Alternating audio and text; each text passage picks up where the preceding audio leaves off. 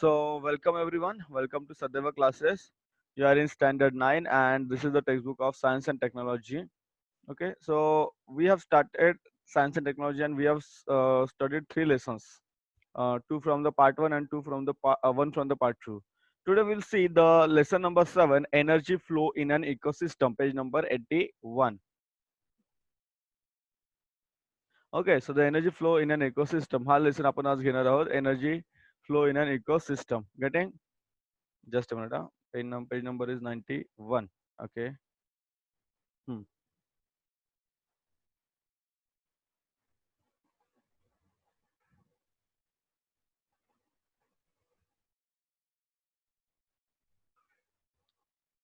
एक सेकंड थांबा. परिसंस्थेतील ऊर्जा प्रवाह आपल्याला धडा घ्यायचा आहे. 2 मिनिट थांबा जरा. प्रगती सर मला घेतलं नाही तुम्ही मध्ये. हर्ष राहिला.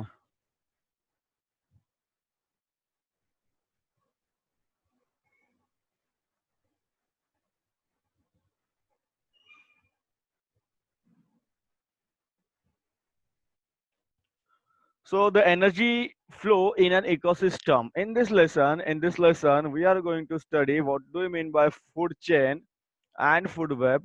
The energy pyramid we are going to see. Biogeochemical cycles are what we are going to see. What is carbon, oxygen, and nitrogen cycles? If you see, this is your repetition per ahe because some of the terms you have already studied. You already know what is a food chain. Anna sakri म्हणजे काय? You already know what is a food chain. Getting? So let's go and let's see what are the things given in your textbook. Now, what is given? Energy flow. So, what is given? Energy flow in an ecosystem. Energy flow in an ecosystem. एक minute हा. एक second. एक साहिल पाटीलला पाठवून देतो. मग बरं पडेल मला. परत तू म्हणायचं सर मला. हम्म,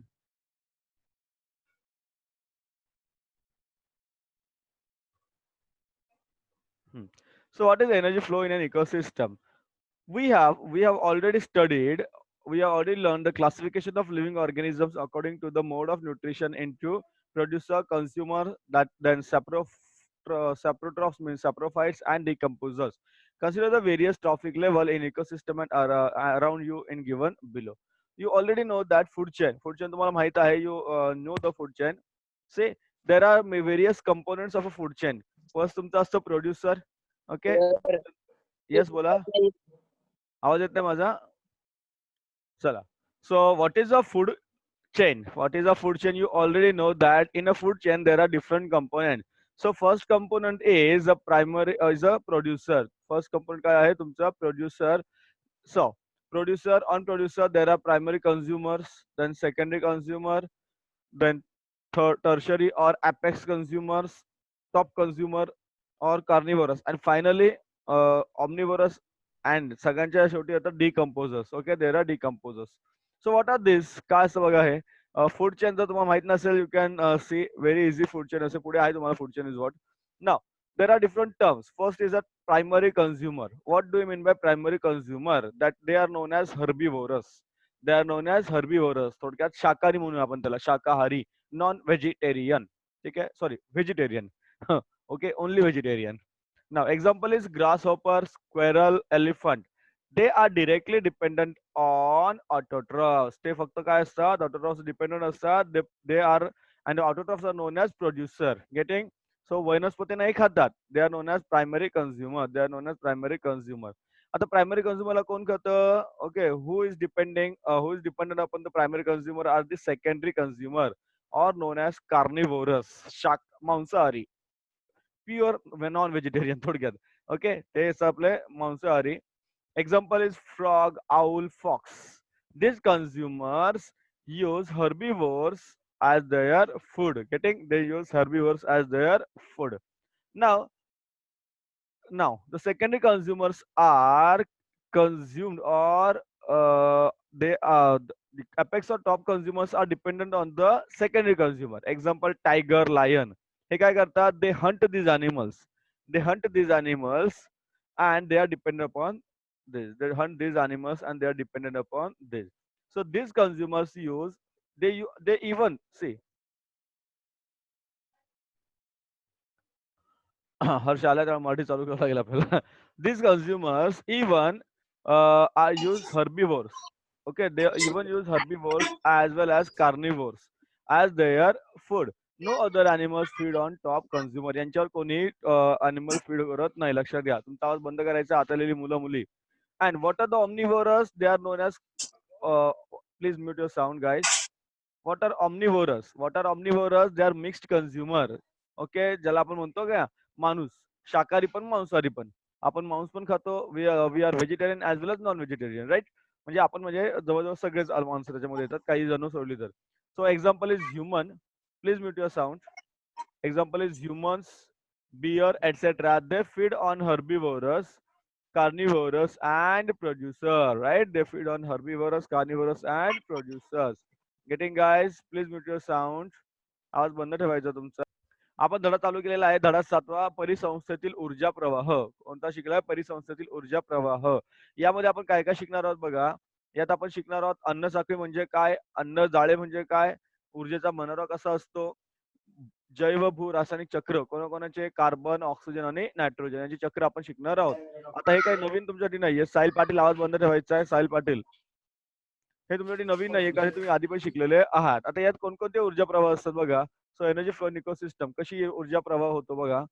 तर तुम्ही इयत्ता 8वी सुद्धा शिकलेला आहात की सजीवांचे वर्गीकरण शिकलात. त्यानुसार सजीवांचे वर्गीकरण कसं असतं, स्वयंपोषी म्हणजे उत्पादक. हिरव्या वनस्पती लक्षात ठेवा. हिरव्या वनस्पती या स्वयंपोषी आहेत, उत्पादक आहेत, प्रोड्युसर्स आहेत. त्यानंतर परपोषी म्हणजे भक्षक. आपण परपोषी आहोत. मृतोपजीवी असतात जे मेलेल्या मेलेल्या जनावरांवर अवलंबून असतात. आणि विघटक असे सजीवांचे प्रकार आहेत. तर पहिला स्तर काय त्यांचा, पहिलं आहे तर आपण याचा विचार करूया प्राथमिक भक्षक. आपण स्वयंपोषीचं उदाहरण घेत नाही आहात. प्राथमिक भक्षक जे या स्वयंपोषीवर अवलंबून असतात. त्याला म्हणूया शाकाहारी. नागतोडा, खार, हत्ती हे प्राणी काय आहेत? हे उत्पादक वनस्पतीवर अवलंबून असतात. ते शुद्ध शाकाहारी असतात. कळलं? त्यानंतर यांच्यावर कोण अवलंबून असतं? यांच्यावर अवलंबून असतात कोण? द्वितीयक भक्षक. कोण असतं द्वितीयक भक्षक? द्वितीय भक्षक कोण? बेडूक, घुबड, कोल्हा. आता हे शाकाहारी प्राण्यांचा काय करतात? अन्न म्हणून वापर करत असतात. काय करतात? शाकाहारी प्राण्यांचा अन्न म्हणून वापर करत असतात. कळलं? आता यांच्यावर कोण अवलंबून असतं? सर्वोच्च भक्षक. उदाहरणार्थ वाघ आहे, सिंह आहे. हे प्राणी शाकाहारी आणि मांसाहारी या दोघांना खातात. यांना पण आणि यांना सुद्धा ते खातात. त्यांच्यावर कोणी नसतं लक्षात घ्या. या प्राण्यांना दुसरं कोणी खात नाही. आणि सगळ्यात शेवटी तो आपण केला शेवटी म्हणजे मध्ये एक प्रकार येतो तो आहे उभयचारी. उभयहारी किंवा उभयहारी म्हणजे मिश्रहारी. उदाहरणार्थ माणूस आहे, अस्वल आहे. आपण शाकाहारी पण आहोत आणि आपण मांसाहारी पण आहोत. बरोबर? ठीक आहे. आपण वनस्पती पण खातो आणि आपण प्राणी सुद्धा खातो. तुम्हाला माहित आहे. सगळेच नाही पण बरेच माणसं याच्यामध्ये येतात. ठीक आहे. इथपर्यंत कळालं सगळं. आता अन्न साखळी आणि अन्न जाळे हे तुम्हाला माहित आहे. अन्न साखळी आणि अन्न जाळे यात तुम्हाला एक नवीन म्हणजे असं विशेष काही नाहीये. जर तुम्ही नीट बघितलं असेल तर हे बघा. सूर्याच्या प्रकाशामुळे वनस्पतींची वाढ होते. बरोबर? सूर्यप्रकाशामुळे वनस्पतीची वाढ होते. वनस्पती सतत अन्न सतत तयार करतात. आता या वनस्पती आता समजा उदाहरण दिलं गवत. हे गवत कोण खातं रे? नाकतोडा. कोण खातं? नाकतोडा. बरोबर? कोण खातं? नाकतोडा. हं. आता हा नाकतोडा खातो. या नाकतोडा कोण खातं? इकडे बघा. नाकतोडा खातो. नाकतोडा कोण खातं? बेडूक खातो. बेडकाला कोण खातं? साप खातो. सापाला कोण खातं? गरुड खातो. ठीक आहे. आणि सगळे मेल्यानंतर काय होतं? ही बुरशी असते. काय करते त्याला? विघटन करते. काय म्हणतात त्याचं? विघटन करतं. त्याला बरोबर विघटन करत असतं. याला म्हणतात अन्न साखळी. ही अन्न साखळी आहे. काय आहे? अन्न साखळी. बरोबर? तर एक क्रम असतो. त्या क्रमाला आपण अन्न साखळी म्हणतो. याच्यामध्ये 4 किंवा 5 हून अधिक कड्या असतात. कधी-कधी छोटी साखळी असते, कधी-कधी मोठी साखळी असते. काय म्हणतो त्याला आपण? अन्न साखळी. बरोबर? काय म्हणतो त्याला? अन्न साखळी. परत सांगतो बघा लक्ष द्या. What is food chain? So what is food chain? You can see that due to the sunlight, what happens? Due to the sunlight, there is the production, there is a growth of plants. Plants growth होतं. This example grass. So who eats grass? Grasshopper. Grasshopper ला कोण खातं? Frog. Frogs ला कोण खातं? Snake. Snake ला कोण खातं? Okay, eagle. ठीक आहे. And finally this फंगाय decompose everything. ठीक आहे. ते सगळ्यांना डिकम्पोज करून एव्हरीथिंग सगळ्यांना डिकम्पोज करतो. Fungi there are many organisms, many micro organisms are present in the fungi. Now that is the याला काय सांगतो फूड चेन शिकलो. Now another thing is that food web आहे. म्हणजे काय म्हणतात त्याला? अन्न जाळे. अन्न जाळे. बरोबर? अन्न जाळे. तर अन्नजाळे म्हणजे काय बघा, तर एखादा सजीव इतर अनेक सजीवांचे भक्ष्य ठरतो. एखादा सजीव इतर अनेक सजीवांचे भक्ष्य असतो. उदाहरणार्थ एखादा कीटक अनेक प्रकारच्या वनस्पतींची पाने खातो, मात्र तोच कीटक बेडूक, पाल, पक्षी यांचे भक्ष्य होतो. जर एखाद्या आकृती दाखवायची म्हटलं तर त्याला म्हणतात अन्न साखळी गुंतागुंतीची होते. अनेक शाखा असलेले जाळे तयार होतात. त्याला म्हणतात अन्न जाळे. का त्याला फूड वेब किंवा अन्न जाळे असे म्हणतात. हे अन्न जाळे तुम्हाला अनेक ठिकाणी पाहायला मिळेल. अनेक ठिकाणी. बरोबर? त्याला म्हणतात अन्न जाळे. परत रिपीट करतो आणि तुम्हाला समजून सांगतो आणखी नेमकं अन्न जाळे कसं असतं. So what is it? आधी वाचू द्या मला.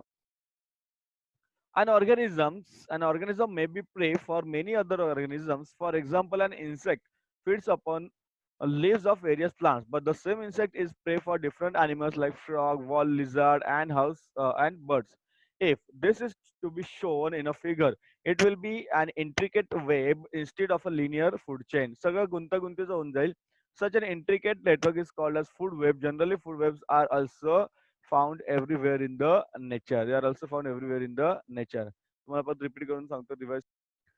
So we have seen the काय शिकलो आपण? We have seen the food web. We have seen the food web, various living organisms. आता तुम्ही काय करा माहिती का? What can you do? बघा, मी तुम्हाला सपोज आता तुम्ही याचे काढून व्हॉट यू डू, हे चित्र न काढू, फक्त नाव लिहा. ठीक आहे? चित्र काढू नका, नावं लिहा आणि फक्त याची एक फूड वेब तयार करा. कसं तयार करणार? एक एक्झाम्पल तुम्हाला सांगतो मी. नावं लिहायची फक्त. तुम्हाला चित्र जमली तर चित्र पण काढा. It's up to you. Now this is what grass. तर ग्रास कोण कोण खातं? ग्रास कोण कोण खातं? हरिण खातं. पण आता जे हरिण आहे, त्या हरणाला कोण खातं? हरणाला कोण खातं बघा इकडे काय आहे हा? हां, कोल्हा. हा कोल्हा सुद्धा याची शिकार करतो. सपोज मग समजा आता काय दिलंय तुम्हाला इथे तुम्ही याचे बनवू शकता नाव. सपोज आता मी जर विचार केला, की चिमणी. बघा हा याला खाते. इव्हन चिमणी ही याला पण खाते. राइट? इव्हन द ग्रास चिमणी डायरेक्ट ग्रास पण खाते. बरोबर? अशा प्रकारे you can make the food web. जमलं तर बनवा, नाहीतर राहू द्या. असं काही एवढं इम्पोर्टंट नाही असं वाटत मला. बट व्हेरियस लिव्हिंग ऑर्गन्स तुम्हाला दिलेले आहेत. व्हेरियस लिव्हिंग ऑर्गन्स दिलेले आहेत. चला पुढे जाऊया. तुम्हाला काय करायचं आहे सांगितलंय. आता या चित्रामध्ये काय सांगितलं तुम्हाला? अन्न जाळे तुम्हाला करायला सांगितलंय. फूड वेब तुम्हाला करायला सांगितलेलं आहे या आकृतीमध्ये. तुम्ही प्रयत्न करा, जमली तर करा. चांगली गोष्ट आहे. आणि तुमचं चेट बंद ठेवायचं अॅनोनेशन्स वगैरे. हं. काही प्रश्न आहे तुम्हाला बघा. पहिलं, अन्न जाळ्यामध्ये भक्षकांची संख्या निश्चित असते का? याचं उत्तर आहे नाही.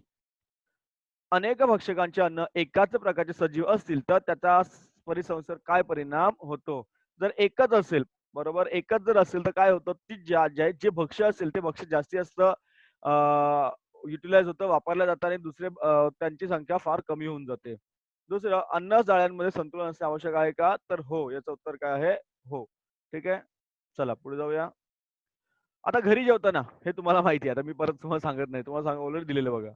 आता आपण काय देऊ तुम्हाला घरी जेवताना एक गमतीशीर निरीक्षण तुम्हाला करायचं आहे. ताटातील विविध अन्नपदार्थ अन्न साखळीतील कितव्या टप्प्यामध्ये आहे ते तुम्हाला ओळखायचं आहे. आणि अन्न साखळीचा कितवा टप्पा तुम्हाला ओळखून काढायचा आहे. अन्न साखळीचा कितवा टप्पा आपण आपण आपल्या घरात आहे ते सांगितलं. मगाशी तुम्हाला याचं उत्तर पण मी तुम्हाला दिलेलं आहे. तुम्हाला पुढे शिकायचं आहे पोषण पातळी. ओके. त्यासाठी थोडंसं आधी रिपीट करूया याचं. What are the questions asked याचं फूड वेब तयार करा जमली तर बघा. Questions are what are the questions asked here. Is the number of consumers in a food web fixed? No. Okay. Answer is no. Second, what will the effect on the ecosystem if only one type of organism in it forms the food and several different organisms in the ecosystem. जर एकच food असेल सगळ्यांसाठी that will what happen it will exhaust. जे एकच अन्न आहे ना, समजा सगळ्यांनी गवतच खाल्लं सगळ्यांनी, वाघापासून हत्तीपासून माणसापासून सगळ्यांनी फक्त गवत खाल्लं तर गवत राहील काय पृथ्वीवर? नाही राहणार. ओके. त्याचं एवढं प्रोडक्शन आहे. किंवा समजा सगळ्यांनी केळीच खाल्ली सगळ्यांनी, तरी सुद्धा चालणार आहे का ते? नाही. So there is a difference. Third question is what Y is the balance why is balance or equilibrium necessary in a food web? It is equally balance पाहिजे आपल्याला इक्विलिब्रियम मध्ये. सो कसं काय बघा तुम्हाला सांगतो मी. हम्म.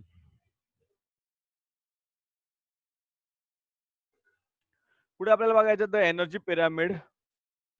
ऊर्जेचा मनोरा पाहायचा आहे. एनर्जी पिरामिड ज्याला म्हणतात पोषण पातळी आणि त्याच्यामध्ये वेगवेगळ्या पोषण पातळी आपल्याला पाहायला मिळतात. एक साधं उदाहरण बघा तुम्हाला काय दिलंय. सगळ्यात जर आपण जर मनोरा बघितला, तर मनोरा असा त्रिकोणाकृती असतो. त्याला आपण पिरॅमिड म्हणतो. सगळ्यात शेवटी काय आहेत? उत्पादक म्हणजेच वनस्पती. सर्व वनस्पती लक्षात घ्या. सर्व उत्पादक वनस्पती, सर्व हिरव्या वनस्पती. आता याच्यावर काय आहे? शाकाहारी ज्याला आपण म्हणतो प्रथम पोषण पातळी. त्याच्यावर आहे मांसाहारी, ज्याला आपण म्हणतो द्वितीय पोषण पातळी आणि त्याच्यावर आहे उभयहारी. ही आहे तृतीय पोषण पातळी. बरोबर. माणूस कुठे आहे? तर या लेव्हलला माणूस आहे. लक्षात घ्या. तर याला म्हणतात मनुष्य पातळी. आता अन्न साखळीतील प्रत्येक पातळीला पोषण पातळी असे म्हणतात. पोषण पातळी म्हणजे अन्न प्राप्त करण्याचा स्तर. अन्न प्राप्त करण्याचा स्तर. अन्न साखळीत अन्न घटक व ऊर्जेचे प्रमाण निम्न स्तरावर अन्न घटक असून काय होतात? पुढे-पुढे जात असतात. हे घटत जातं. काय होतं ते? घटत जातं. तुम्हाला दिलंय घटत जातं. हे किती घटतं? तर पुढे-पुढे प्रत्येक वेळेस तुम्हाला जी ऊर्जा मिळते ती फक्त 10% मिळते. किती मिळते? 10%. बरोबर. किती मिळते? 10%.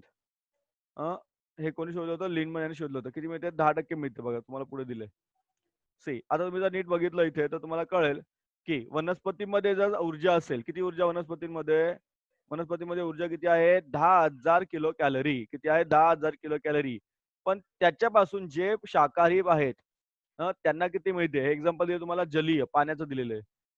किती मिळते? 1,000 म्हणजे किती किती झाले? 10% ओन्ली फक्त 10%. याचे परत 10% पुढे गेले माशांपर्यंत आणि याचे फक्त 10% पुढे गेले माणसापर्यंत. म्हणजे माणसाला किती कॅलरी मिळाली ऊर्जा? फक्त 10 किलो कॅलरी ऊर्जा मिळाली. पण ॲक्चुअली वनस्पतींमध्ये किती ऊर्जा आहे? 10,000 किलो कॅलरी ऊर्जा आहे. लक्षात घ्या. सो व्हॉट हॅपन्स ही फक्त 10% ने पुढे जाते. किती पर्सेंटने? 10% ने 10% पुढे जात असते बघा. 10% म्हणजे 10%. तुम्हाला आता टक्केवारी कशी माहिती तुम्हाला काढता येते. बघा ना. अ, याचे 10,000तले 1,000 पुढे गेले. 1,000तले 100 पुढे गेले. 100 मधले 10 पुढे गेले. याला म्हणतात ऊर्जेचा मनोरा. परत तुम्हाला सांगणारच मी. So what is the trophic level? If we consider the producers are at the base of a trophic level. They are at the base of the trophic level, and the trophic level goes on increasing. This is first trophic level, second and third. From producers you get herbivorous, then you get carnivorous, and from carnivorous you get omnivorous. So we are here. We are at the top of the trophic level.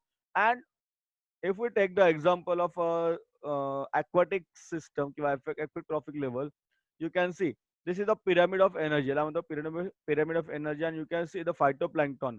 Phytoplanktons are present in the sea. They have 10 kilocalorie energy.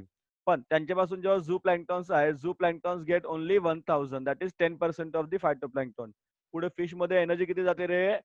100 kilocalorie. आणि finally जेव्हा आपण खातो मासे, we get only 10 kilocalorie of energy. We get only 10 kilocalorie of energy. समजते सगळ्यांना?